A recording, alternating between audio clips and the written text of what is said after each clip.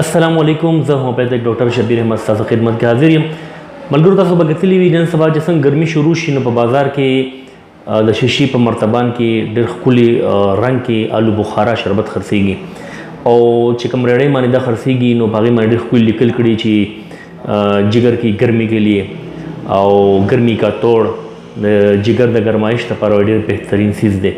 نو دې کې شک نشته چې آلو بخارا شربت د جگر د ګرمایش ختمولو لپاره د جگر د صحت لپاره ډېر یو بهترین ډرینک دی، بهترین شربت دی. دې کې یو خو هم شته دی، خو کومه ده او تاسو دې ویډیو کې ویمه خو دا چې دا چې کوم بازار کې خرڅېږي دا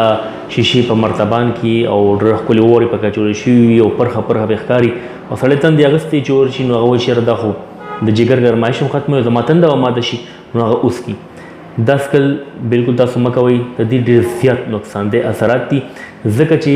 دا ما په دې خپلو سترګو لیکتلي دي چې دې کې کله هم آلو بخارا دي نه ایډ کوي. دې کې خاص قسمه کیمیکل راځي، عام طور خلک زموږ ته شکرین وایي هغه پکې ایډ شي او دا رنګ چې کوم دی هغه هم راوړي د آلو بخارا د شربت غونډه کې او ذایقې هم هغه شان جوړه شي. خو دا آلو بخارا شربت بالکل هم نه وي او دا هوایي خبره نه ده، دا بالکل زما د سترګو د لیدو حال دی چې دا ما کتلي دي چې دا څه طریقې سره جوړیږي او څنګه طریقې سره دا بیا رنګ دې ته ورچي او آلو بخارا شربت تر دې نه جوړ شي. که چېرې تاسو د آلو بخارا شربت څکل غواړئ نو هغې لپاره بهترین طریقه دا ده تاسو لاړ شئ پنسار سټور ته، مسالو سټور ته لاړ شئ. هلته آلو بخارا چې دی ملاویږي په ثابت حالت کې خشک وي وچه شوي وي او هغه تاسو راواخلئ په کور کې بالکل سمپل طریقې سره شربت تیار کړئ، خالص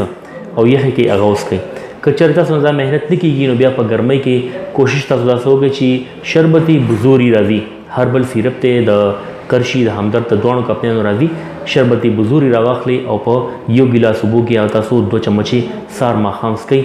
انشاءالله ستاسو به بدن هم یخ وي، جگر به هم یخ وي او د هغې څه مضر اثرات هم نشته دی. امید ده ستاسو په دا ویډیو لازمي خوښه شوي. زه تاسو د فایدې لپاره ویډیوګانې جوړوم او کو داسې نورې ویډیوګانې تاسو کتل غواړئ زما چینل ډاکټر شبیر پښتو خامخا سبسکرایب کړئ. خوشحاله اوسئ. الله حافظ.